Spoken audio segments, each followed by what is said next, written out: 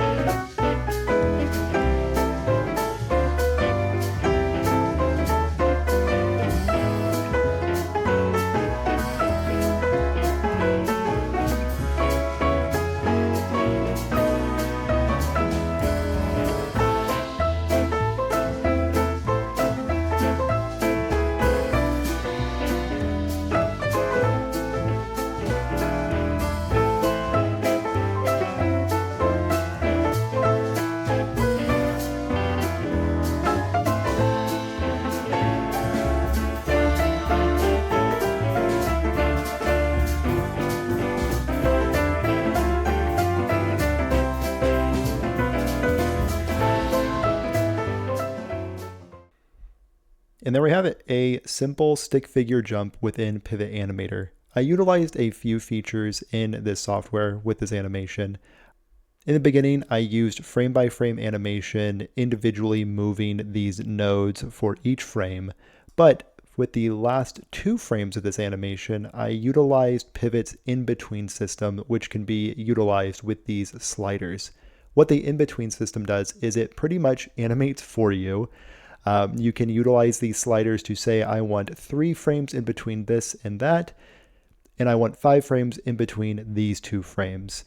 And Pivot Animator will see this, and it will try its best to create some in-betweens that make the most sense for your animation. So let's check out this animation while I go over who would benefit from Pivot Animator and the pros and cons. So with Pivot Animator, I love how simple the UI is, but I do find it fairly limiting.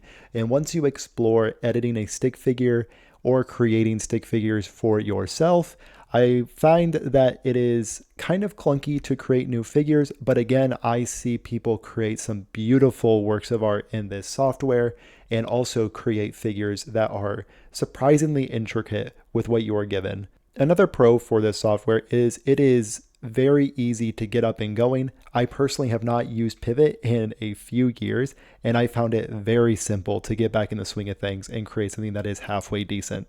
So who would benefit from Pivot Animator? I think this is a great software for people who are just getting started in animation and maybe who don't have access to a graphics tablet, because a mouse and keyboard is plenty to get started in this app. I would not recommend this program for people who are looking for hand-drawn animation because that is not currently possible in Pivot Animator. I would instead check out a few of the other options in this list. Next up, we have Pencil 2D. Now this may look more familiar for people who have seen animation apps before. The main difference between this software and the one previously is that this is a hand-drawn animation software. So I would highly recommend having a graphics tablet so you can fully utilize the features that come with a graphics tablet, such as pen sensitivity. So if I draw lightly with my tablet, you can see it has very faint lines in this software. But if I press down hard on my graphics tablet, you'll see that it will then produce thicker lines. So I would recommend, if you were to utilize a software like Pencil 2D, that you also explore graphics tablets as an option, because it will make the animation feel a lot more like traditional Disney created animations and will make your stick figures look absolutely fantastic. That is not to say that if you are utilizing a mouse, I do not recommend that you explore these hand-drawn apps. And you will just need to concede not having those features like pen sensitivity. So your stick figures will appear more blocky like this and will lack that hand-drawn look like the one before, but they can still look pretty good. So what does an animation look like in Pencil 2D? I'm going to create a simple ball bounce animation to show off some simple capabilities and show you the general workflow of this software.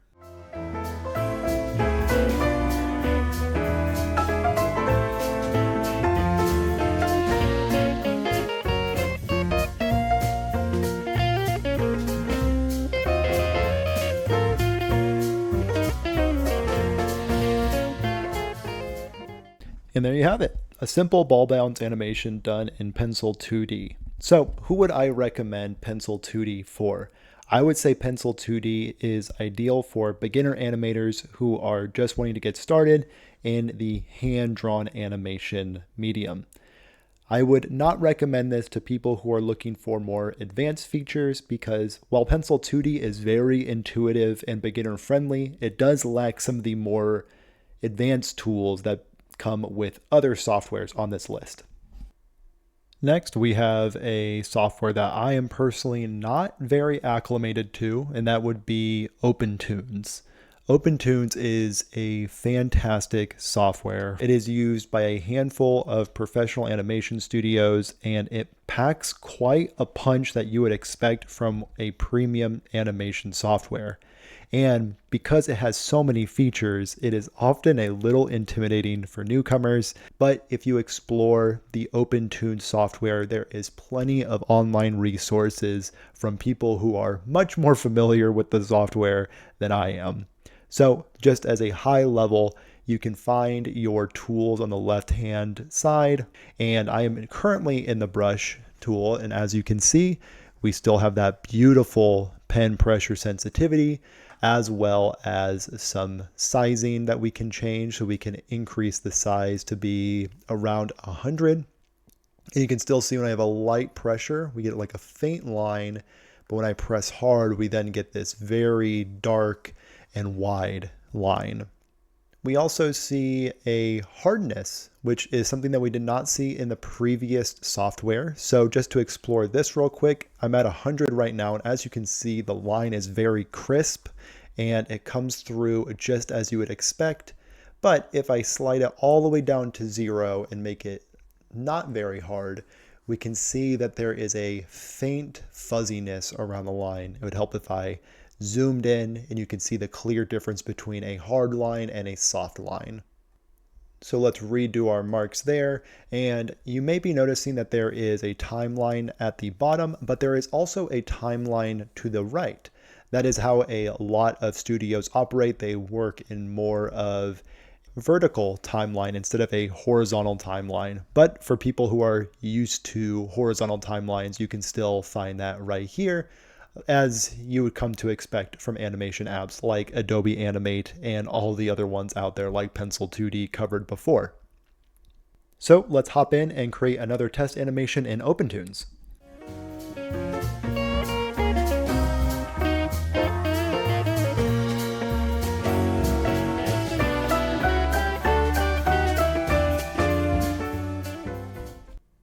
And there we have it, a simple animation in OpenToonz. I created a wiggly little firework animation for you today, and let's see how it looks.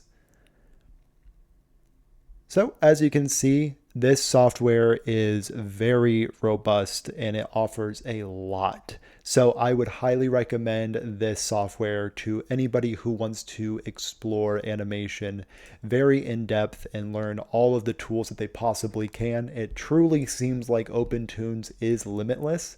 But on the flip side, if you're a beginner and just want to learn the fundamentals, I would maybe work yourself up to OpenToonz and learn the fundamentals before taking on this beast of a software. The next program I want to highlight is Krita. Krita was initially put together as a illustration app, as you can see from the brush presets over here to the right, and it has a collection of fantastic tools to the left. Right now I have Krita set up as the basic canvas that is meant for illustration. So you might be wondering, how do we do animation within Krita? I see no timeline. I see nothing that looks like an animation app here. To make Krita an animation app, all you need to do is go to Settings, then to Dockers, and then we want to implement the animation timeline. And with just that one change, Krita is transformed into a fairly good looking animation software, as you can see with the timeline now appearing at the bottom. Now that I have Krita set up to be an animation program, let's make something and show off the capabilities.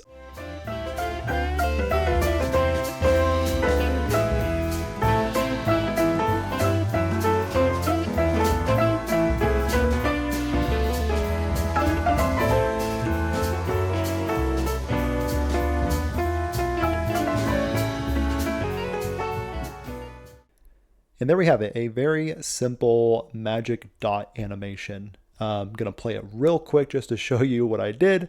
Not the most intricate animation, very similar to the one that we did in OpenToonz, but I believe it shows off what Krita can do. So who would I recommend Krita to? I would say if you are already familiar with Krita's or any other illustration app's workflow, or if your animations will require more advanced brush presets, I think Krita is an awesome option for you.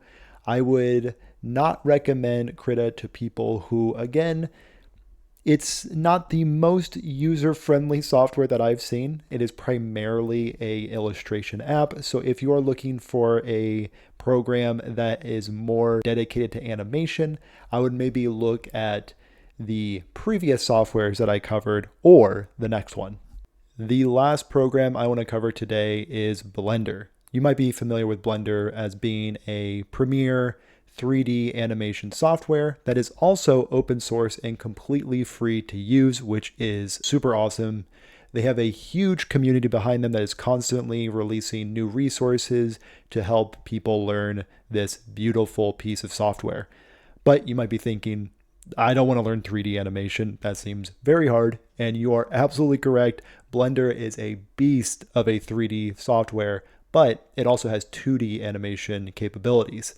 So the way that we utilize 2D animation within Blender is we first go to a new file and we want to select 2D animation.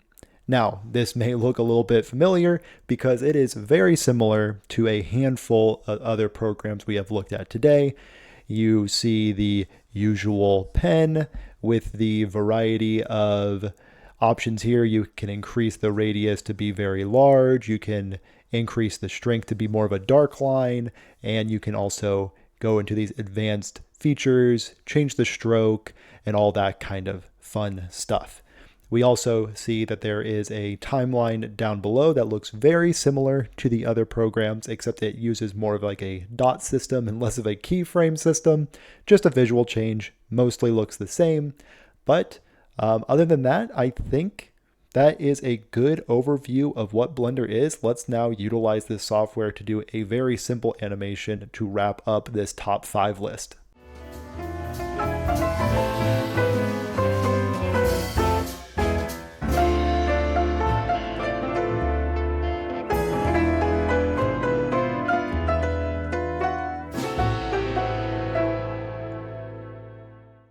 And there we have it, our final animation and our final software. Another ball bounce for you. Seems to be a good way to test out the capabilities of a software. In the case of Blender, however, we are just scratching the surface.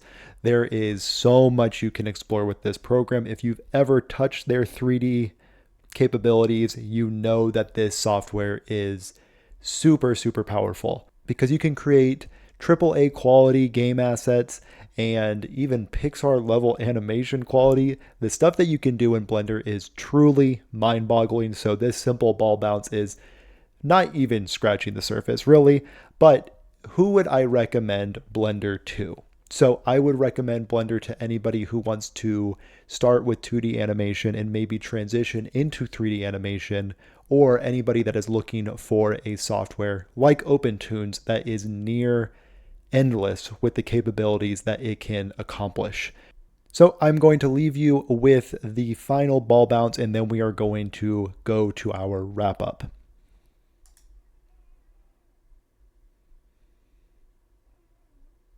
So there you have it, 5 fantastic free animation softwares that should get you more than started on your animation journey. We covered some beginner softwares with Pivot and Pencil 2D, and we also discussed some more advanced programs with Krita, OpenToonz, and Blender. So you may be wondering, which one of these is the best of the 5? I want the best one. And I really can't answer that for you. It's really up to you to explore these 5 tools and any other ones that you find. And if you found one that was not on this list, please let me know so I can check it out for myself. But that's all I have for today. Please remember to subscribe. Really helps me out. Have a good one.